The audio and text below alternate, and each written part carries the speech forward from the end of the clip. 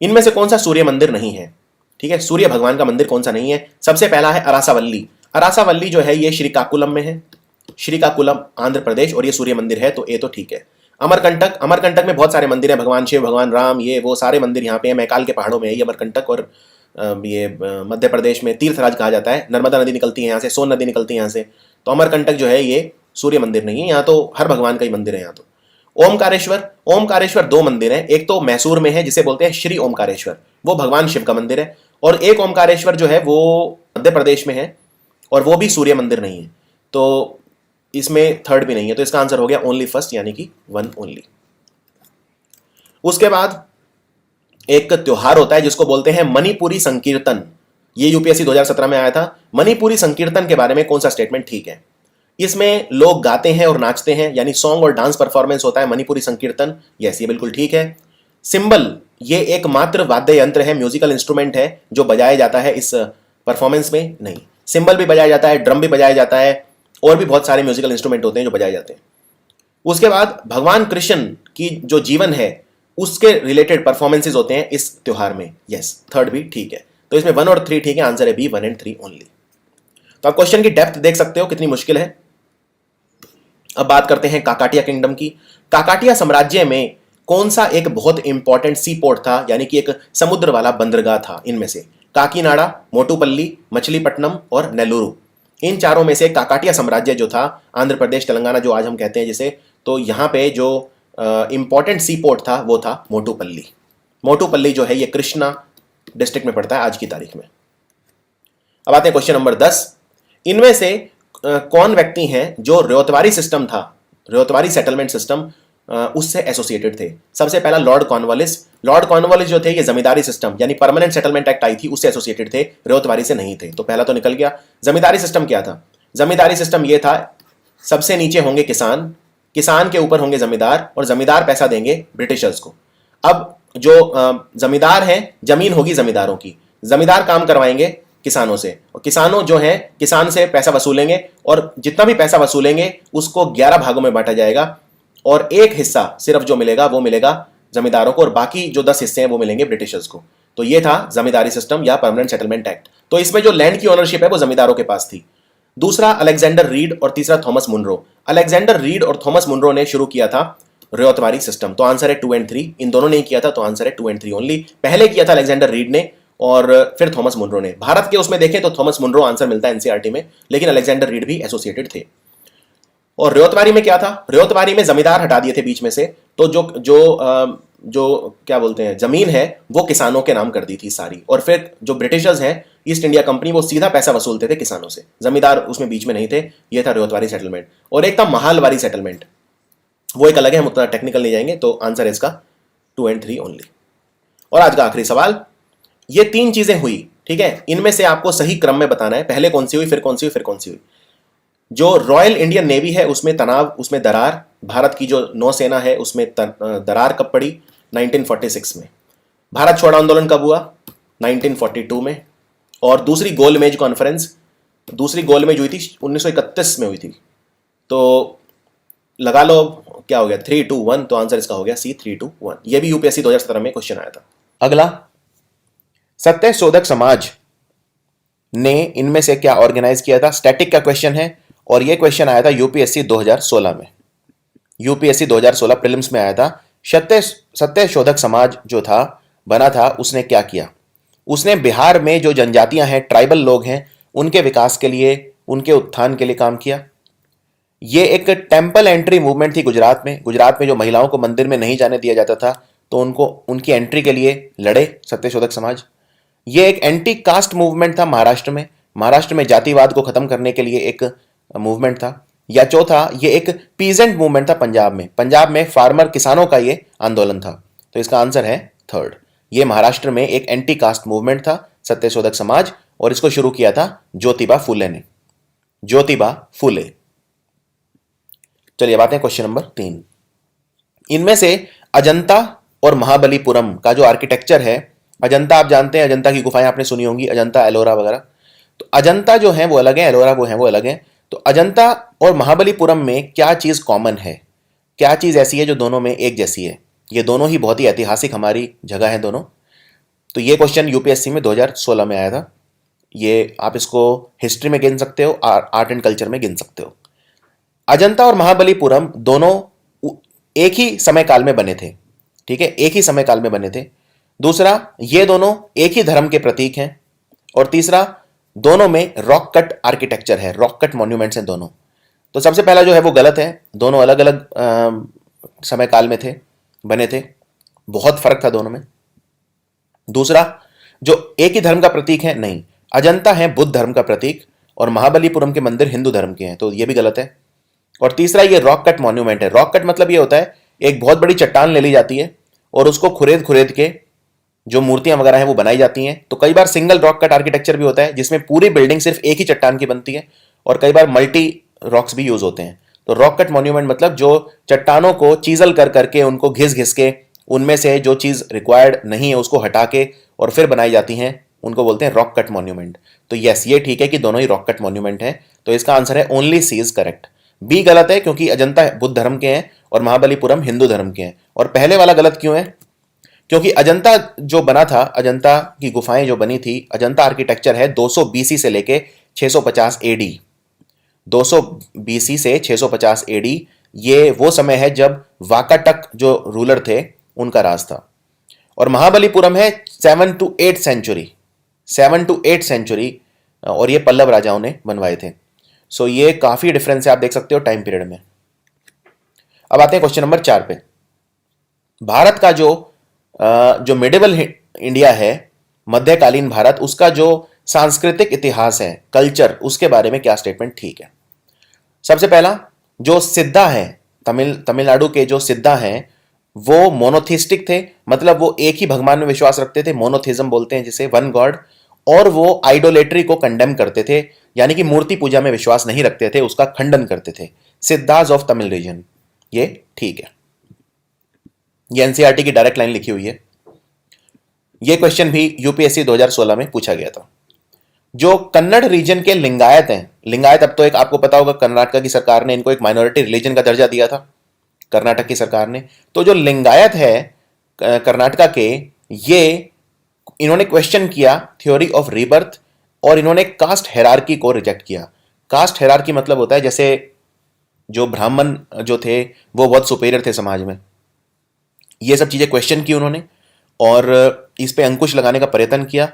और जो पुनर्जन्म की जो थ्योरी है उसको भी क्वेश्चन किया, उसको नकारा। ये भी ठीक है, दोनों ही ठीक है, इसमें आंसर है बोथ 1 and 2। अब आते हैं क्वेश्चन नंबर 5 पे। तो ये भी यूपीएससी 2016 के एग्जाम में आया था, बहुत डिफिकल्ट सवाल है, ये आर्ट एंड कल्चर का एक्चुअली। इनमें से कौन सी किताब है जो हमारा एंशिएंट इंडिया है उसकी, जिसमें एक लव स्टोरी के बारे में बताया है, सुंगा डायनेस्टी के जो फाउंडर थे उनके बेटे की लव स्टोरी का वर्णन है? तो इनमें से कौन सी किताब है? स्वप्न वासवदत्त, मालविका अग्निमित्र, मेघदूत या रत्नावली? अब सुंगा डायनेस्टी के जो फाउंडर थे वो थे पुष्यमित्र सुंगा, ठीक है, पुष्यमित्र सुंगा। इनके बेटे थे अग्निमित्र सुंगा, और अग्निमित्र सुंगा की जो लव स्टोरी है उसका जिक्र है, बी ऑप्शन आंसर है, मालविका अग्निर्नित्रा। और जो बाकी 3 ऑप्शन है वो क्या है? तो स्वप्न वासवदत्त जो है ये एक संस्कृत में लिखा हुआ प्ले है, इसको लिखा था भासा ने, और इसमें रोमांस जो है वत्स के राजा उदयन और रानी अवंती की जो रानी है वासवदत्त, उनका इसमें जो रोमांस है वो वर्णन किया है। मेघदूत लिखी थी कालिदास ने, जो संस्कृत के विद्वान थे, ये कविता है। मेघदूत में क्या बताया है कि कैसे एक राजा जो मेघ मतलब बादल को अपना वाहन बना के एक अपना संदेश भेजता है, यानी जो मेघ है उसको दूत की तरह इस्तेमाल करता है अपनी रानी को, अपनी जो वाइफ है उन्हें, एक जाते हुए वहां के बादल को। तो काफी रोमांटिक पोयम है ये मेघदूत। और रत्नावली क्या है? ये एक ड्रामा है, रत्नावली रानी और राजा उदयन के बीच में जो ड्रामा है, उनका रोमांस बताया है रत्नावली। तो ये 3 किताबें इसमें जो दी हैं ऑप्शन वो हैं, तो इसका आंसर है मालविका अग्निर्नित्रा। चलिए अब आते हैं क्वेश्चन नंबर 6 पे। ये जो क्वेश्चन है ये है एनसीईआरटी से, और ये भी यूपीएससी का पुराने एग्जाम का क्वेश्चन है, शायद 2015 का है शायद ये। इनमें से कौन सा पेयर है जो सही मैच किया हुआ है। लेफ्ट में दिए आपको एक फेमस प्लेस और राइट में दिया है आपको एक रीजन। ठीक है, सबसे पहला बोध गया। बोध गया पड़ता है बागेलखंड में, नहीं, बोध गया बिहार में है और इसका एरिया बागेलखंड में नहीं आता। बागेलखंड में मेनली जो ये एरिया है सोनभद्र, इलाहाबाद और ये जो मिर्ज़ापुर वाला जो एरिया है, जो दक्षिण पूर्वी उत्तर प्रदेश वाला जो एरिया है और उसके सराउंडिंग एरिया है, वो आता है बागेलखंड में। पहले वाला गलत है। खजुराहो आता है बुंदेलखंड में। बुंदेलखंड जो एरिया है इसमें मध्य प्रदेश और उत्तर प्रदेश मिलते हैं। उत्तर प्रदेश का दक्षिणी थोड़ा सा पश्चिम की तरफ का जो एरिया है वो और मध्य प्रदेश का जो नॉर्थ वेस्ट एरिया है, तो खजुराहो के जो वो मंदिर हैं, खजुराहो जो है ये वर्ल्ड हेरिटेज साइट भी है और ये बुंदेलखंड जो मध्य प्रदेश वाला एरिया उसमें पड़ता है। चंदेल वंश के राजाओं ने बनवाया था, ये बिल्कुल ठीक है। शिरडी पड़ता है विदर्भ में। शिरडी विदर्भ में नहीं आता, महाराष्ट्र में है और विदर्भ भी महाराष्ट्र का हिस्सा है, लेकिन शिरडी उसमें नहीं आता। नासिक पड़ता है मालवा में, नहीं, ये गलत है। मालवा जो है मेनली उसमें मध्य प्रदेश का एरिया है। नासिक जो है वो महाराष्ट्र में है, ये भी गलत है। तिरुपति आता है रायलसीमा में, ये ठीक है। तिरुपति रायलसीमा में, तो इसमें सेकंड और फिफ्थ ठीक है, आंसर है 2 और 5 ओनली। तो आपको दिखा देता हूं मैं। रायलसीमा क्या है ये समझ लो, ये आंध्र प्रदेश का नक्शा है। ठीक है, ये आंध्र प्रदेश है। आंध्र प्रदेश का जो दक्षिण आंध्र प्रदेश है जिसमें ये 4 डिस्ट्रिक्ट आते हैं, अनंतपुर, चित्तूर, कड़ापा और कुरनूल, तो ये वाला जो है सबसे दक्षिण में ये है चित्तूर डिस्ट्रिक्ट। तो तिरुपति पड़ता है चित्तूर में, तो ये रायलसीमा में आता है बिल्कुल। पूरे आंध्र प्रदेश में ये सबसे दक्षिण के जो 4 डिस्ट्रिक्ट हैं इन्हें बोलते हैं रायलसीमा, तो इसमें ये ठीक था वो। और ये जो है ये विदर्भ है। ये आप मैप देखो तो महाराष्ट्र का वो हिस्सा जो मध्य प्रदेश के पास है वो है विदर्भ, और इसमें 11 जिले हैं, 11 डिस्ट्रिक्ट्स हैं। अकोला, अमरावती, भंडारा, बुल्धाना, चंद्रपुर, गढ़चिरौली, गोंडिया, नागपुर, वारधा, वाशिम और यावतमल। तो इसमें आप देख सकते हो शिरडी कहीं पे भी नहीं है। ये एक मैप का सवाल है और इसमें आपको ये बताना है कि ये सही मैच कौन सा किया हुआ है। जो लेफ्ट में है वो है एक जगह का नाम और राइट में है लोकेशन। ठीक है, तो ये आपको मैच बताना है। सबसे पहला है कार्डमम हिल्स। कार्डमम बोलते हैं इलायची को, तो कार्डमम जो हिल है वो कहाँ है, क्या आपको पता है? तो ये हमारा अगर मैप है दक्षिण भारत, तो केरल में यहाँ पे है कार्डमम हिल्स। तो यहाँ पे लिखा है कोरोमंडल कोस्ट। कोरोमंडल कोस्ट इस तरफ है, जो हमारा ईस्टर्न कोस्ट है, तमिलनाडु और थोड़ा सा हिस्सा आंध्र प्रदेश का। तो ये बिल्कुल गलत मैच किया हुआ है पहले वाला, ये ठीक नहीं है। और हमें बताना है ठीक मैच कौन सा किया हुआ है। दूसरा है कैमूर की पहाड़ियाँ, ये कोंकण कोस्ट पे है। कोंकण कोस्ट होता है जो महाराष्ट्र, गोवा, ये वाला जो एरिया है इसको बोलते हैं कोंकण कोस्ट। पश्चिम जो तट है, वेस्टर्न कोस्ट वाला जो नॉर्दर्न एरिया है जिसमें महाराष्ट्र, गोवा, कुछ हिस्सा कर्नाटक, ये सब, उसको बोलते हैं कोंकण कोस्ट। कैमूर की पहाड़ियाँ जो हैं वो एक्चुअली सेंट्रल इंडिया में हैं। जो 2 तरह के पहाड़ हैं सेंट्रल इंडिया में, विंध्या और सतपुरा। तो विंध्या वाले जो पहाड़ हैं उन्हीं का अगर हम एक्सटेंड कर दें उनको भारत के पूर्व की तरफ, तो कैमूर के पहाड़ हैं। तो ये दूसरा भी गलत है। तीसरा, महादेव के पहाड़, सेंट्रल इंडिया। महादेव के जो पहाड़ हैं ये विंध्यास का हिस्सा है और विंध्या जो है वो सेंटर में है, तो ये बिल्कुल ठीक है। मीकिर हिल्स नॉर्थ ईस्ट इंडिया में है। मीकिर हिल जो है वो असम में है, जो काजीरंगा नेशनल पार्क है उसके दक्षिण में, तो ये भी ठीक है। उत्तर पूर्वी इंडिया है वो असम। तो 3 और 4 ठीक है, इसमें आंसर है सी। ये क्वेश्चन आया था यूपीएससी के 2014 में। अब मैप पे देखते हैं जो जो मैंने आपको बताया। ये देखो जो लेफ्ट में मैप है ये आपको बता रहा है भारत में मुख्य जो फिजिकल फीचर हैं कौन से हैं। ये अरावली की पहाड़ियाँ हैं जो राजस्थान, गुजरात और दिल्ली, फरीदाबाद, हरियाणा के कुछ हिस्से में है। फिर ये है हमारे सेंट्रल हाईलैंड्स। फिर ये विंध्याज और सतपुरा जो कि ब्लॉक माउंटेन है। हिमालय, अरावली ये फोल्ड माउंटेन है। फिर ये वेस्टर्न घाट, ये ईस्टर्न घाट, ये बीच में डेक्कन एरिया हो गया, डेक्कन ट्रैप एरिया हो गया वाला। तो ये पूरा हमारे फिजिकल फीचर हैं जो आपको पढ़ने हैं। अब ये विंध्या के पहाड़, विंध्या के जो पर्वत हैं और सतपुरा के जो पर्वत हैं, इनके बीच में बहती है नर्मदा नदी। और विंध्या के पहाड़ जो हैं ये इस तरह से हैं, देखो ये मैं यहाँ बना रहा हूँ, ठीक है, इनको ऐसे मान लो, ये हैं विंध्या के पहाड़, ठीक है, और ये हैं सतपुरा के पहाड़।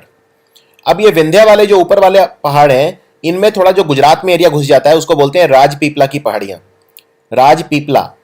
और इनमें फिर बीच में आ जाते हैं महादेव के पहाड़ और इस तरफ आ जाते हैं कैमूर के पहाड़। नीचे है फिर सतपुरा जिनमें मैकाल के पहाड़ और ये सब आते हैं। तो ये विंध्या और सतपुरा के बारे में। इसके अलावा इसमें महादेव हिल हो गई, कैमूर हिल हो गया, कार्डमम हिल, कार्डमम भी देख लो। ये जो आपको दिख रहा है ये जो शेडिड एरिया है ये है कोरोमंडल कोस्ट। तो इसमें ये जो एरिया है नीचे ये हो गया तमिलनाडु और ये ऊपर हो गया कुछ हिस्सा आंध्र प्रदेश का, और कार्डमम हिल इस तरफ है, यहाँ पे कार्डमम हिल है केरल में। और कोई इसमें मीकिर हिल की देख लेते हैं, असम में है, मतलब मीकिर हिल, तो बस इतना याद रखिए, असम में है। जो काजीरंगा नेशनल पार्क है उसके दक्षिण में पड़ती है मीकिर हिल। तो इसमें थर्ड और फोर्थ जो है वो मैच किए हुए। चलो एक और क्वेश्चन देख लेते हैं, ये मैप का क्वेश्चन है। ये आपको बताना है कि करेक्ट सीक्वेंस क्या है। ये शहर जो हैं साउथ ईस्ट एशिया के साउथ से नॉर्थ की तरफ लगाने हैं, ठीक है, दक्षिण से उत्तर की तरफ लगाओ इन्हें क्रम में। बैंकॉक शहर, हनोई जो वियतनाम की राजधानी है, जकार्ता जो इंडोनेशिया की राजधानी है, और सिंगापुर। अब इसमें पहला शहर तो आप गैस कर सकते हो, इंडोनेशिया सबसे नीचे है आपको पता है, तो जकार्ता सबसे नीचे होगा, तो पहला हो गया 3। यानी इसमें आप ऑप्शन ए और डी तो बड़े प्यार से निकाल सकते हो, ठीक है। अब देखो इसमें 3 के बाद जो दिया है वो दिया है 2 या 4, यानी या तो हनोई या सिंगापुर। अब ये थोड़ा ट्रिकी है, उसके लिए आपको अगर आसियान कंट्रीज के बारे में पता है, सिंगापुर की लोकेशन आपको पता होगा, जब आप स्ट्रेट ऑफ मलक्का से घुसते हो सीधा तो फिर आप सिंगापुर को टच करोगे, तो 3 के बाद हो गया 4, तो इसी में आपका आंसर आ जाएगा। तो आंसर है इसका सी। खैर मेरे स्टूडेंट का क्वेश्चन गलत हो गया था मुझे याद है, लेकिन ये इतना आसान नहीं है ये सवाल, अगर आप मैप में अच्छे हो। अब मुझे आसियान कंट्रीज की लोकेशन पता है तो मैंने ये 2 मिनट में कर दिया, लेकिन अगर मुझे नहीं पता तो फिर ये बड़ी टेढ़ी खीर है इस तरह के क्वेश्चन, और वहाँ पे समय बहुत कम होता है, तो आप इस पर बैठ नहीं सकते 15 मिनट लेके, ये आपको 40 सेकेंड 50 सेकेंड में करने पड़ते हैं प्रीलिम्स में। खैर मैप देख लो, तो इंडोनेशिया अगर आपको पता है ये 17,000 से ज़्यादा आइलैंड से मिलकर बना है, और तो ये तो इंडोनेशिया, जकार्ता तो आप बता दोगे, दिमाग लगा के बता दोगे। उसके ऊपर ये स्टेट ऑफ मलक्का आ गया, यहाँ से घुसोगे स्टेट ऑफ मलक्का में, फिर ये सिंगापुर, और इसके ऊपर फिर ये यहाँ आ जाओ आसियान, बाकी कंट्रीज जो हैं आसियान के। अब देखो इसमें एक चीज़ और नोट करो, चलो 3 और 4 तो आप इनमें पहुंच भी जाओगे, ठीक है, थोड़ी भी नॉलेज है तो इतना तो कर दोगे, 3 और 4 उसी में आंसर आ गया। लेकिन बैंकॉक या हनोई में बहुत डिफिकल्ट है, और बैंकॉक और हनोई मेरे लिए भी बहुत डिफिकल्ट था, क्योंकि अगर आप मैप को देखो यहाँ पे ये थाईलैंड है, ठीक है, और ये सबसे आखिर में जो कंट्री है ये पूरा ये है वियतनाम। अब वियतनाम में हनोई कहाँ पे ये पता होना चाहिए, क्योंकि थाईलैंड और वियतनाम साथ साथ है, तो इनमें उत्तर और दक्षिण उतना क्लियर नहीं है, राइट। और हनोई, अब थाईलैंड के बिल्कुल दक्षिण में बैंकॉक है, ये बैंकॉक है यहाँ पे, और ये जाके यहाँ पे हनोई है, तो यानी कि पहले बैंकॉक आएगा और उसके बाद आएगा हनोई। क्लियर है, यानी इन चारों में सबसे उत्तर में पड़ेगा हनोई। तो आंसर हो गया 3, 4 और फिर पहले बैंकॉक और फिर हनोई, तो 1, 2 यानी कि सी। चलिए बातें हैं क्वेश्चन नंबर 3 पे। इनमें से जो राज्यपाल होता है, गवर्नर ऑफ अ स्टेट, उसका डिस्क्रेशनरी पावर इनमें से कौन सा है? Which of the following are the discretionary powers given to a governor of a state? Discretionary power होता है जो विवेकाधीन शक्ति, अपने जो मतलब खुद के विवेक से, खुद की बुद्धि लगा के, जिसका कोई बहुत ज्यादा प्रोसीजर लेट डाउन नहीं किया हुआ, जहां पे एक ग्रे एरिया है, जहां पे जो गवर्नर है वो अपना विवेक यूज करके डिसीजन ले सकता है, उसको बोलते हैं डिस्क्रेशनरी पावर। तो सबसे पहला, प्रेसिडेंट को एक रिपोर्ट भेजना भारत के राष्ट्रपति को कि प्रेसिडेंट रूल लगा दो, ये ठीक है, ये डिस्क्रेशनरी पावर है, प्रेसिडेंट रूल लगाना। और जो गवर्नर होता है वो अगर किसी भी पार्टी को मान लो कोई बहुमत नहीं मिला, तो वो लार्जेस्ट पार्टी का जो जिसको सबसे ज़्यादा सीट मिली है विधानसभा में, उसको इनवाइट कर सकता है वो मुख्यमंत्री बनने के लिए। तो ये एक तरह का डिस्क्रेशनरी पावर है। दूसरा, मिनिस्टर्स को अपॉइंट करना। देखो गवर्नर जो है वो मिनिस्टर को अपॉइंट तो करता है, लेकिन उन्हीं को करता है जिनको सीएम बताता है, यानी गवर्नर का कोई रोल अपने उसमें नहीं है, गवर्नर जिसे चाहे मिनिस्टर बना दे ऐसा नहीं है, सीएम जिसे कहेगा उसे ही बना पाएगा। तो इस केस में वो अपनी बुद्धि यूज नहीं कर सकता, तो आंसर है सेकंड जो है वो गलत है। He appoints the ministers but only on the recommendation of the CM. तो सीएम के पास असली पावर है कि मंत्री किसे बनाना है जो राज्य है उसमें। तीसरा, कुछ बिल्स को गवर्नर प्रेसिडेंट के पास भेज सकता है कंसिडरेशन के लिए, कुछ, ये बिल्कुल ठीक है, ये उसका डिस्क्रेशनरी पावर है। अगर कोई बिल विधानसभा से पास भी हो जाता है, लेकिन अगर गवर्नर को लगता है कि ये देश के हित में नहीं है, राज्य के हित में नहीं है, या किसी भी तरह से जो हमारा कॉन्स्टिट्यूशन उसे वायलेट कर सकता है, तो वो प्रेसिडेंट के पास उसे भेज देता है। तो ये भी उसकी एक खुद की तर्क शक्ति है, एक तरह की डिस्क्रेशनरी पावर है। चौथा, making the rules to conduct the business of the state government. एक राज्य में सरकार, मुख्यमंत्री की जो है वो किस तरह से कार्य करेगी उसके कानून बना सकता है गवर्नर? नहीं, ऐसा कुछ नहीं है। गवर्नर सिर्फ एक सेरेमोनियल पोजीशन होती है, असली जो ताकत है वो विधानसभा के पास होती है और विधानसभा का हेड मुख्यमंत्री होता है। तो इसमें फर्स्ट और थर्ड ठीक है, तो इसका आंसर है 1 और 3 ओनली, यानी कि सेकंड। ये जो क्वेश्चन है यूपीएससी में आया था 2014 में। चले बात है क्वेश्चन नंबर 4 पे। ये काफी डिफिकल्ट सवाल है और बहुत ही ज्यादा डिफिकल्ट है। इसमें देखो आपको बताना है कि ये जो मैच करना है, ठीक है, इनमें कौन सा ठीक मैच किया हुआ है। सबसे पहले में आपको एक रीजन दिया हुआ है और दूसरे में दिया हुआ है कि यहाँ पे क्या उगाया जाता है, क्या प्रोड्यूस होता है, ठीक है। तो सबसे पहला है किन्नौर। किन्नौर है हिमाचल प्रदेश में, यहाँ पे एरिका नट जो है उसकी खेती होती है।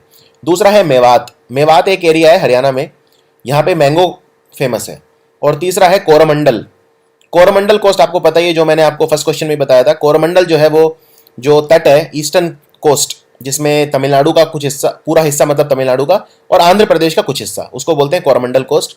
वहां पे सोयाबीन की खेती होती है। तो इसमें तीनों ही गलत है एक्चुअली, तो आंसर है नन। काफी डिफिकल्ट सवाल है ये, और ये एरियाज उतने कॉमन भी नहीं है। अब मैं तो मेवात के पास ही रहता हूँ, तो मुझे पता है मेवात एरिया, और कोरोमंडल तो खैर कॉमन है, लेकिन किन्नौर बहुत लोगों को नहीं पता होगा। और उनमें फिर कौन सी खेती होती है किस चीज की, ये बहुत डिफिकल्ट सवाल था। ये आया था यूपीएससी 2014 में। तो यहाँ पे आप देख सकते हो किन्नौर जो है ये गलत है, क्योंकि जो एरिका नट होता है भारत में वो मेनली उगाया जाता है कर्नाटक, केरल और असम। उसके बाद, और ये किन्नौर हिमाचल में है।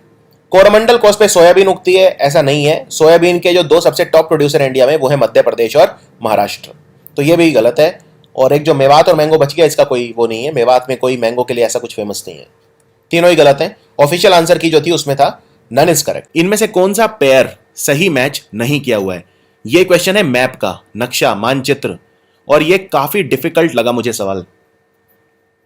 लेफ्ट साइड में दिया है आपको ज्योग्राफिकल फीचर और राइट में दिया है वो जगह जहां पे ये चीज होती है, ठीक है। सबसे पहला है अबासीनियन प्लेटो। अबासीनियन पठार कहां होता है? ये होता है अरेबिया में। क्या ये ठीक है? तो आपको इस तरह बताना है कि कौन सा पेयर सही मैच किया हुआ है। अब क्योंकि इसमें 1 और 2 आर करेक्ट, 1 और 3 आर करेक्ट, उस तरह के नहीं दिए, तो इसमें मतलब एक ही ठीक है, क्योंकि डायरेक्ट ऑप्शन है। दूसरा, एटलस के पहाड़। एटलस के पहाड़ होते हैं नॉर्थ वेस्ट अफ्रीका में, उत्तर पश्चिमी अफ्रीका में। तीसरा है गयाना के मैदान, गयाना हाईलैंड, ये होते हैं साउथ वेस्ट अफ्रीका में। और चौथा है ओकावांगो बेसिन। ओकावांगो बेसिन है पटागोनिया में। बताओ कौन सा ठीक है इनमें? देखो, इसके लिए मैप जानना जरूरी है। इसका आंसर है बी, एटलस के पहाड़ होते हैं नॉर्थ वेस्ट अफ्रीका में। तो ये समझा देता हूं आपको। देखो, ये अफ्रीका है, ठीक है। अब इसमें दो चीज दी हुई हैं, यहां पे देखो दो अफ्रीका की हैं, एक तो है अबासीनियन का पठार और एक है एटलस के पहाड़। अब अगर यहां पे आप देखो तो ये जो हॉर्न ऑफ अफ्रीका में 4 कंट्री हैं, ये आपको पता ही होगा। इनमें ये वाला कंट्री है इथोपिया, अंदर की तरफ है, लैंड लॉक्ड कंट्री। जो 4 देश आते हैं हॉर्न ऑफ अफ्रीका में, एराइट्री या जिबूटी, सोमालिया और ये इथोपिया, इनमें सिर्फ इथोपिया ही लैंड लॉक्ड कंट्री है, याद रखो, ठीक है, बाकी तीनों नहीं है। और जो इथोपिया है उसके अंदर है ये अबासीनिया का पठार। तो अब यहां पे दिया है कि अबासीनिया का जो पठार है वो अरेबिया में है, अरब में नहीं है, ये है इथोपिया में। और दूसरा है एटलस के पहाड़। तो ये एटलस के पहाड़ हैं। सबसे उत्तर के 4 कंट्री कौन से हैं? ये अफ्रीका के। इनको याद रखने का तरीका बताता हूं। जब मैं ऑफलाइन क्लास लिया करता था तब मैं स्टूडेंट्स को बताता था ये ट्रिक्स। मेल, ठीक है, तो ये है मोरक्को, ये अल्जीरिया, ये लिबिया और ये इजिप्ट। MALE, ठीक है, मोरक्को, अल्जीरिया, लिबिया और इजिप्ट। और ये मोरक्को और अल्जीरिया का जो ये हिस्सा है, ये एक ऊपर छोटा सा कंट्री हो रहा है टूनिशिया। तो मोरक्को और अल्जीरिया का ये जो हिस्सा है, अब ये अफ्रीका के पश्चिम में है और उत्तर में है, तो नॉर्थ वेस्ट अफ्रीका में है एटलस के पहाड़, तो ये बिल्कुल ठीक है। फिर है गयाना के मैदान और ओकावांगो का बेसिन, ये तो दक्षिण अमेरिका में है। यहां पे देखो, ये जो कंट्री है, पहले हम दक्षिण अमेरिका के नॉर्थ की बात करते हैं, ठीक है। ये वेनेजुएला का कुछ हिस्सा, मैक्सिमम तो वेनेजुएला का हिस्सा है इसमें, कुछ हिस्सा ब्राजील का भी टच कर रहा है, कुछ हिस्सा गयाना का, ठीक है। तो ये मिलके बना रहे हैं गयाना के हाईलैंड। और ये जो है, ये है पटागोनिया का एरिया, ये है अर्जेंटीना का हिस्सा और ये है चिले कंट्री। तो अर्जेंटीना और जो चिले का जो बॉर्डर वाला एरिया है, वहां से ये एक्सटेंड कर रहा है पटागोनिया। तो यहां पे देखो दिया है कि गयाना के हाईलैंड है साउथ वेस्ट अफ्रीका में। अफ्रीका में तो है ही नहीं, गयाना के हाईलैंड कहाँ है? वेनेजुएला, ब्राजील और कुछ हिस्सा गयाना का। और ओकावांगो बेसिन पटागोनिया में। यहां पे आपको दिखाता हूं, ये इसमें एक्चुअली मैप में दिया नहीं हुआ। जो अफ्रीका का दक्षिणी हिस्सा है वहां पे मिलता है ओकावांगो बेसिन। ये एक तरह के वेटलैंड है, स्वम्पी एरिया है ये। चलो अब आते हैं क्वेश्चन नंबर 2 पे। तो काफी डिफिकल्ट मैथ क्वेश्चन था ये यूपीएससी 2013 के पेपर में। ये वाला जो क्वेश्चन है ये लिया है यूपीएससी 2014 के पेपर से। इसमें एनवायरमेंट इकोलॉजी में आप इसको गिन सकते हो या स्टैटिक जीके में गिन सकते हो, सामान्य ज्ञान है तो इनमें से कौन सा पेयर जो है वो सही मैच किया हुआ है। सबसे पहला हरिके आर्द्र भूमि यानी वेटलैंड। हरिके वेटलैंड है, ये वहां पे पाए जाते हैं जहां पे ब्यास और सतलुज नदी मिलती है। अब ब्यास और सतलुज मिलती है मतलब समझ जाओ पंजाब की बात हो रही है। और हरिके, रोपड़, ये सब जो वेटलैंड है ये पंजाब में है। पहले वाला ऑप्शन ठीक है। दूसरा कियोलाडियो नेशनल पार्क, कियोलाडियो राष्ट्रीय उद्यान को पहले भरतपुर बर्ड सेंचुरी बोलते थे, भरतपुर में राजस्थान में। यहां पे मिलती हैं दो नदियां, बनास और चंबल। बनास और चंबल नहीं, ये गलत है। चंबल नदी जो है ये कोटा को टच करती है, उस साइड टच करती है, ये इस तरफ नहीं है। ये दो नदियां नहीं मिलती यहाँ पे कियोलाडियो में। कियोलाडियो में जो दो नदी मिलती हैं आपको बताऊंगा अभी। उसके बाद कोलेरू झील, कोलेरू झील पे दो नदियां मिलती हैं, मूसी और कृष्णा। नहीं, मूसी नदी जो है ये इसके किनारे है, हैदराबाद शहर, ये भी नहीं है। और मूसी नदी कृष्णा में ही मिल जाती है, समझ रहे हैं आप, मतलब मूसी नदी is a tributary of river Krishna. तो तीसरा तो बिल्कुल ही गलत है, दो और तीसरा गलत है, तो इसमें सिर्फ पहला ठीक है। तो आंसर है वन ओनली, वन ओनली। अब आपको बताता हूं कि कौन कौन सी नदियां मिलती हैं। तो कोलेरू जो है वहां पे, कोलेरू जो है वहां पे दो नदियों का जल प्रपात है, डेल्टा एरिया है, उसके बीच में है ये। तो गोदावरी नदी और कृष्णा नदी के बीच का जो एरिया है वहां पे है कोलेरू झील। ये सिटी है एलुरु की। और कियोलाडियो जो नेशनल पार्क है, यहां पे दो नदी जो मिलती हैं, एक है गंभीरा और एक है बाणगंगा। गंभीरा और बाणगंगा। तो इसमें सिर्फ पहले वाला ठीक है। तो क्वेश्चन जो है आप देख सकते हो काफी टफ है। ये जो सवाल है ये 2013 का है, यस 2013 का। इनमें से कौन सा पेयर है, ये दो दो आपको वो दिए हैं, सिस्टम ऑफ इंडियन फिलॉसफी। तो कौन सा इंडियन सिस्टम, इंडियन फिलॉसफी भारतीय दर्शन शास्त्र के जो 6 सिस्टम हैं उनमें से एक नहीं है, समझ गए। भारतीय दर्शन शास्त्र, इंडियन फिलॉसफी के जो 6 सिस्टम हैं उनमें से एक नहीं है। अब ये क्वेश्चन ऐसा नहीं है कि फिलॉसफी से पूछा है, ये आर्ट एंड कल्चर से भी आ सकता है, ये आर्ट एंड कल्चर का भी हिस्सा हो सकता है। सबसे पहला मीमांसा और वेदांता, न्याय और वैशेषिका, लोकायत और कपालिका, और संख्या और योगा।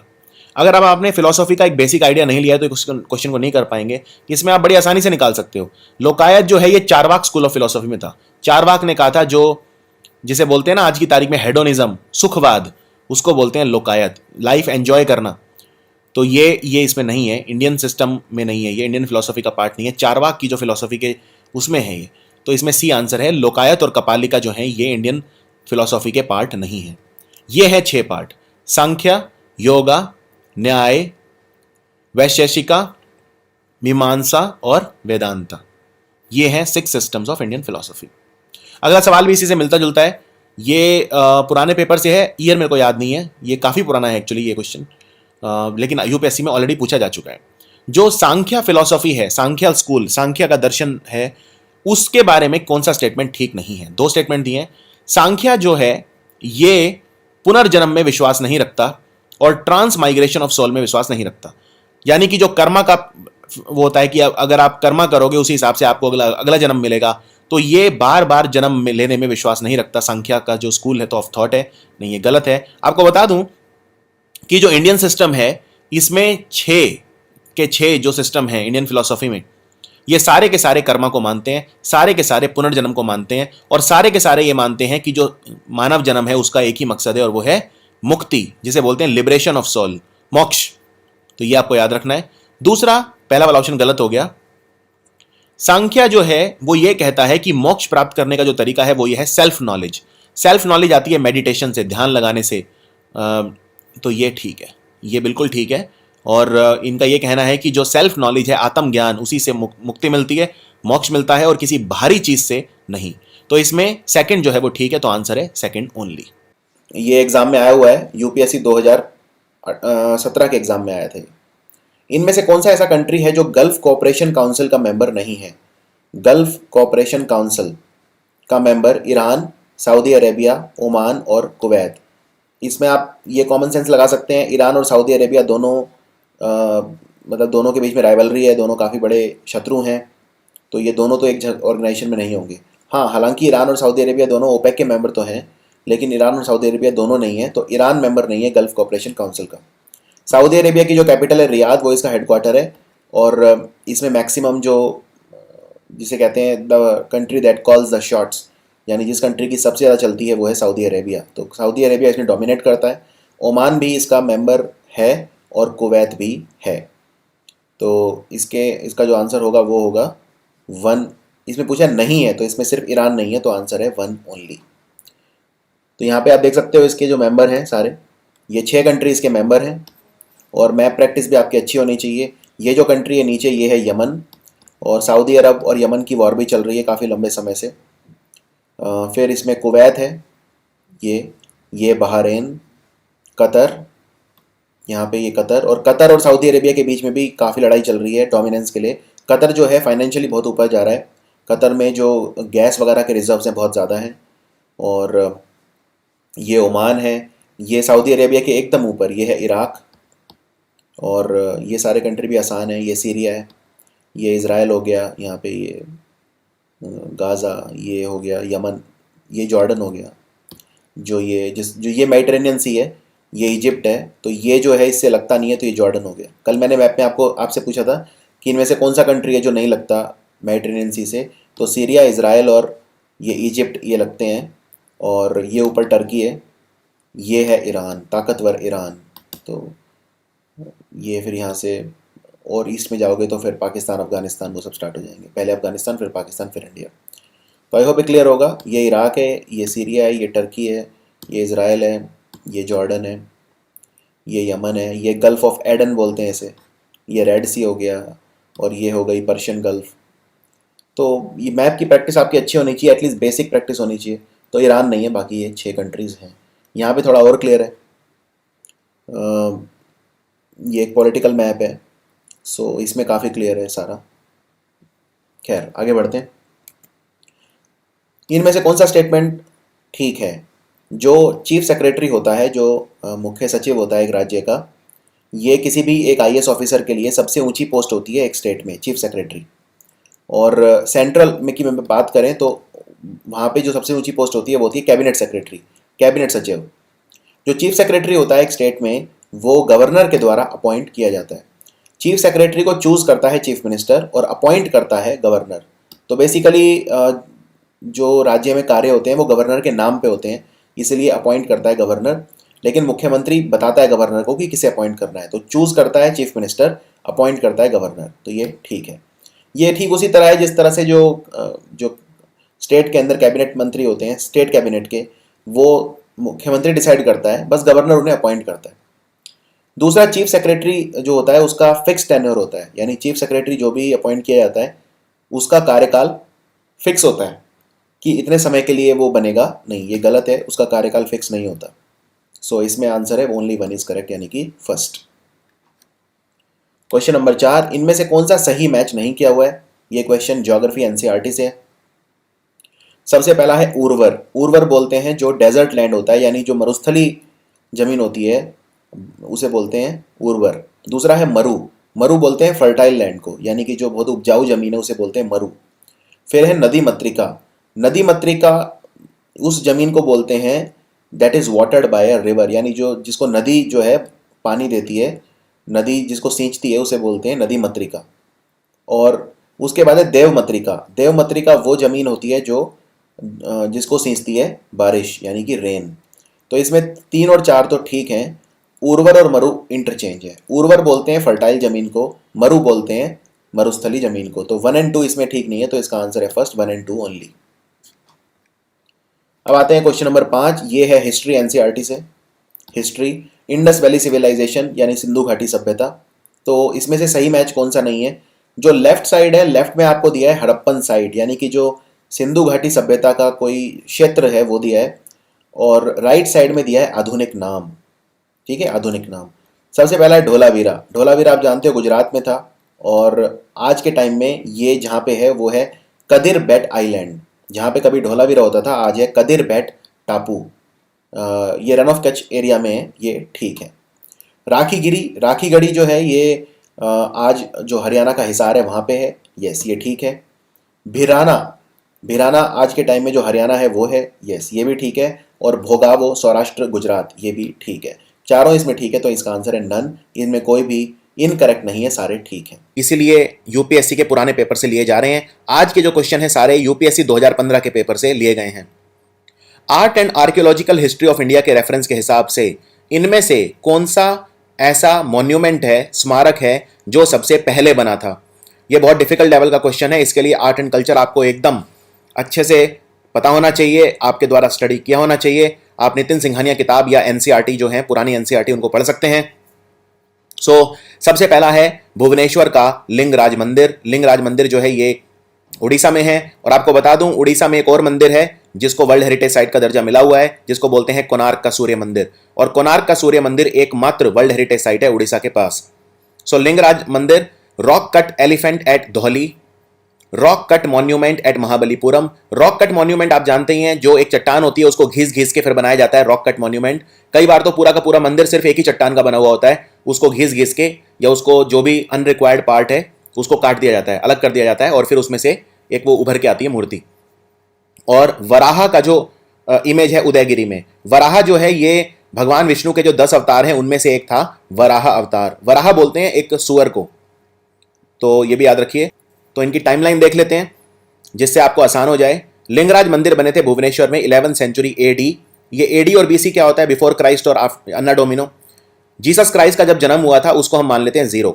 उससे पहले का समय है बिफोर क्राइस्ट यानी ईसा पूर्व, और बर्थ के बाद का जो समय है उसको बोलते हैं अन्ना डोमिनो यानी कि after the birth of Christ. तो लिंगराज मंदिर बने थे 11th सेंचुरी एडी में। रॉक कट मॉन्यूमेंट महाबलीपुरम में ये बने थे 7th सेंचुरी एडी में। उदयगिरी के जो स्मारक हैं ये बने थे 5th सेंचुरी एडी में। और rock cut elephant at Dhauli ये बने थे अशोका का, जब मौर्य साम्राज्य था अशोक का, 272 से 231 बीसी बिफोर क्राइस्ट। तो सबसे पुराने ऑफ कोर्स यही हैं, rock cut elephant at Dhauli. तो इस तरह के डिफिकल्ट क्वेश्चन भी देखे जा सकते हैं। ये वाला जो क्वेश्चन है ये है ऑर्गेनाइजेशन से। ये भी यूपीएससी 2015 पेपर में पूछा गया था और ये मैं कई बार इस तरह के क्वेश्चन आपको प्रैक्टिस करवा चुका हूं। मैकोंग गंगा कोऑपरेशन ये एक इनिशिएटिव है 6 कंट्रीज का। इसमें इनमें से कौन सा कंट्री नहीं है? एमजीसी में कौन सा कंट्री नहीं है? मैकोंग भी एक नदी है और गंगा भी एक नदी है, दोनों के बीच में कोऑपरेशन है। मैकोंग नदी जो है ये चाइना से निकलती है, तिब्बत प्लेट्यू से निकलती है और फिर ये नीचे आसियान कंट्रीज की तरफ जाती है। बांग्लादेश नहीं है इसमें, कंबोडिया है, चाइना बिल्कुल नहीं है, म्यांमार है, थाईलैंड है। तो इसमें बांग्लादेश और चाइना नहीं है, तो आंसर हो गया 1 और 3। इसमें पूछा है कि कौन सा नहीं है, तो ये याद रखिए। और 2010 में बना था ये। तो इसमें कंट्री जो है India, Thailand, Myanmar, Cambodia, Laos और वियतनाम, ये है कंट्री। क्वेश्चन नंबर 3 देखते हैं। हिस्ट्री से रिलेटेड है, काफी इंटरेस्टिंग सवाल है, बहुत अच्छा लगा मुझे। ये भी यूपीएससी 2015 के पेपर में आया था। इनमें से जो मॉडरेट्स और एक्सट्रीमिस्ट थे, मॉडरेट्स थे जो नरमपंथी नेता थे, गोपाल कृष्ण गोखले और ये सब जो मॉडरेट्स थे। एक्सट्रीमिस्ट थे लाल बाल पाल, जो थोड़े से राष्ट्रवादी सोच वाले थे, थोड़े से कट्टर थे, थोड़े से राष्ट्रवादी सोच। एक्सट्रीमिस्ट नाम से पता चल रहा है। इनके बीच में अलगाव जब हुआ, ठीक है, इनमें से जब अलगाव हुआ तो कौन सी मूवमेंट को लेकर हुआ, यानी इनमें से कौन सी मूवमेंट की वजह से अलगाव हुआ? देखो, अलगाव हुआ था, सूरत स्प्लिट बोलते हैं इसे, सूरत सेशन में हुआ था 1907 में, ठीक है। तो स्वदेशी movement, quit India, non cooperation और सिविल डिसोबीडियंस मूवमेंट। आपको बता दूं ये फिर मिल भी गए थे बाद में लखनऊ सेशन में। तो और ये सारी जो घटनाएं हैं, क्विट इंडिया, नॉन कॉपरेशन और सिविल डिसोबीडियंस, ये लखनऊ सेशन के बाद की हैं। तो यानी बी, सी और डी तो आंसर हो नहीं सकते। तो आंसर है स्वदेशी। जब बंगाल का विभाजन हुआ था तो फिर स्वदेशी मूवमेंट शुरू हुआ था और इसमें जो मॉडरेट्स थे वो ज़्यादा कुछ अचीव कर नहीं पाए थे, तो एक्सट्रीमिस्ट जो नेता थे उनमें एक अलगाव हो गया था। तो इसकी कहानी आपको फटाफट बता देता हूँ। इंडियन नेशनल कांग्रेस आपको पता होगा, एओ ह्यूम ने बनाई थी, एलन ऑक्टावियन ह्यूम ने 1885 में। और 2 ग्रुप्स थे इसमें, मॉडरेट और एक्सट्रीमिस्ट। इनिशियली जो 1885 से 1905 के जो 20 साल हैं, इनको बोला जाता है पीरियड ऑफ द मॉडरेट्स, क्योंकि जो नरमपंथी नेता थे वो इस समय हावी थे। ये बहुत प्यार से बात करते थे। इनका वो था कि हम धरना देंगे, प्रेयर करेंगे, हम पेटिशन रिक्वेस्ट करेंगे, अंग्रेजों से कुछ चाहिए होगा, मीटिंग्स करेंगे, पैम्फलेट वगैरह बांटेंगे, इस तरह की चीज़ें थी। और एक्सट्रीमिस्ट जो थे वो बाइकआउट वगैरह में विश्वास रखते थे, आंदोलनों में विश्वास रखते थे। तो थोड़े से उनकी राष्ट्रवादी सोच थी, वो ब्रिटिशर्स से हर चीज़ के लिए रिक्वेस्ट करने में विश्वास नहीं रखते थे। सो मॉडरेट जो थे वो उतना अचीव कुछ कर नहीं पाए। द ओनली थिंग जो 20 सालों में मॉडरेट्स ने अचीव करी वो ये कि इंडियन काउंसिल एक्ट ऑफ 1892 में कुछ बदलाव जो थे वो इनके मान लिए थे अंग्रेजों ने।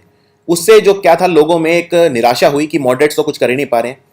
तो 1907 की मीटिंग में क्या हुआ था, एक्सट्रीमिस्ट और मॉडरेट जो थे वो अलग हो गए थे।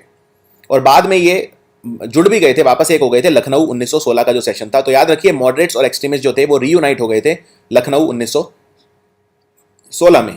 क्वेश्चन नंबर 4 पे ये देखिए, ये 3 राज्य दिए हैं, इनमें से पूछा है कि ट्रॉपिकल वेट एवरग्रीन फॉरेस्ट जो हमारे उष्ण कटिबंधीय जो वेट एवरग्रीन फॉरेस्ट हैं वो कहाँ पे होते हैं। देखो ये जो फॉरेस्ट है ये वैसे फॉरेस्ट नाम से पता चल रहा है एवरग्रीन, एवरग्रीन मतलब सदाबहार। और सदाबहार कोई फॉरेस्ट क्यों होंगे, क्योंकि बारिश बहुत होगी और सूरज की रोशनी काफ़ी मिलेगी। तो ये 2 मेन कंडीशन है, इसलिए ये ट्रॉपिक्स के आसपास होते हैं। जैसे जो कॉन्गो के फॉरेस्ट हैं या अमेजोन के फॉरेस्ट हैं इक्वेटर के पास, तो ये सारे एग्जाम्पल है ट्रॉपिकल वेट एवरग्रीन फॉरेस्ट के। इंडिया में कहाँ होंगे, जब बारिश बहुत ज़्यादा होगी। तो इसमें पूछा है कि इनमें से कौन सा स्टेट है, अरुणाचल, हिमाचल और मिजोरम, इनमें से कहाँ मिल सकते हैं। हिमाचल तो गया, हिमाचल में इतनी बारिश नहीं होती कहीं पर भी। हिमाचल जो है यहाँ पे जो साउथ वेस्ट मानसून होती है वो डायरेक्ट स्ट्राइक नहीं करती। मिजोरम में बिल्कुल मिलते हैं और अरुणाचल के कुछ हिस्सों में मिलते हैं। तो आंसर है 1 और 3 ओनली। सो आंसर है C 1 और 3। आपको मैप पे दिखा देता हूँ, ये देखो ये पश्चिमी घाट्स की जो वेस्टर्न स्लोप है, यानी पश्चिमी घाट का जो वेस्ट वाला एरिया है, क्योंकि साउथ वेस्ट मानसून सीधा यहाँ पे आता है तो 250 सेंटीमीटर से ज़्यादा की बारिश यहाँ पे होती है। और उसके बाद ये सीधा यहाँ पे निकलता है साउथ वेस्ट मानसून। ये है बे ऑफ बंगाल ब्रांच जिसे पूर्वा बोलते हैं, और फिर ये ऊपर जाती है और ये यहाँ पे मेघालय की जो पहाड़ियाँ हैं, खासी, गारो, जयंतिया, चेरापूंजी वगैरह में बहुत बारिश होती है। अरुणाचल में कुछ हिस्सा, त्रिपुरा, कुछ हिस्सा मिजोरम, कुछ हिस्सा नागालैंड का, अपर असम का जो ऊपर वाला एरिया है, ब्रह्मपुत्रा वैली के ऊपर वाला जो एरिया है, ये सब एरिया, तो इसमें काफ़ी इस वजह से बारिश होती है। तो इन एरियाज में मिलते हैं ट्रॉपिकल वेट एवरग्रीन फॉरेस्ट। और एक इनसे थोड़े से कम जहाँ बारिश होती है वहाँ होते हैं ट्रॉपिकल मॉइस्ट डेसिडस फॉरेस्ट, तो वो भी इन एरियाज में मिलेंगे, लेकिन थोड़ा सा और कम बारिश वाले मान लो। तो जैसे वेस्टर्न घाट्स की वेस्टर्न स्लोप हटा दो तो ईस्टर्न स्लोप मान लो उस साइड पे। तो आई होप ये क्लियर होगा आपको कि ट्रॉपिकल रेन फॉरेस्ट भारत में कहाँ मिलते हैं, वेस्टर्न घाट में, नॉर्थ ईस्टर्न के राज्यों में मेनली यहाँ पे, और अंडमान निकोबार में भी, क्योंकि अंडमान निकोबार में भी बहुत भारी बारिश होती है Bay of Bengal south west monsoon जो आता है उसकी वजह से। अब आते हैं क्वेश्चन नंबर 5 पे। ये मैप का क्वेश्चन है, नक्शा। इनमें से कौन सा कंट्री ऐसा है जो मेडिटेरेनियन सी में ओपन नहीं होता, यानी कि मेडिटेरेनियन सी जो है भूमध्य सागर बोलते हैं इसे, ये यूरोप को अलग करता है अफ्रीका से। तो मेडिटेरेनियन सी से कौन सा जो समुद्र है, मेडिटेरेनियन सी जो समुद्र है इससे कौन सा कंट्री नहीं लगता, ठीक है, सीरिया, जॉर्डन, लेबनन या इजराइल। तो मैं समझता हूँ ये इस तरह के सवाल तो आपको कर लेने चाहिए। ये रिलेटिवली आसान सवाल था यूपीएससी 2015 के एग्जाम में। ये कंट्री है जॉर्डन। मैप पे दिखा देता हूँ, ये है मेडिटेरेनियन सी, ठीक है। लेबनन आप देख सकते हो, लेबनन की जो तटरेखा है भूमध्य सागर में खुलती है। इजराइल भी, ठीक है, और यहाँ पे सीरिया भी। तो बचा जॉर्डन, जॉर्डन अंदर की तरफ है तो जॉर्डन की नहीं खुलती। तो रामोन मैग्सेसे अवार्ड, इसके बारे में कौन सा स्टेटमेंट ठीक है। रामोन मैग्सेसे अवार्ड, सबसे पहला रामोन मैग्सेसे अवार्ड जो इसका नाम रखा गया है वो फिलीपींस के पूर्व राष्ट्रपति के नाम पे रखा गया है। रामोन मैग्सेसे जो थे ये फॉर्मर प्रेसिडेंट थे फिलीपींस के, ये ठीक है, ये तीसरे राष्ट्रपति थे फिलीपींस के। ये अवार्ड हर साल दिया जाता है, it is awarded every year, ये ठीक है। ये अवार्ड दिया जाता है इंडिविजुअल्स को या ऑर्गेनाइजेशंस को जो सिर्फ रशिया के होने, एशिया के होने चाहिए, यानी जो एशिया महाद्वीप है सिर्फ उनके इंडिविजुअल्स को या ऑर्गेनाइजेशन को दिया जाता है, ये ठीक है। और इसको एशिया का नोबेल प्राइज भी बोलते हैं, ये भी ठीक है। तो चारों ठीक है, आंसर है ऑल आर करेक्ट।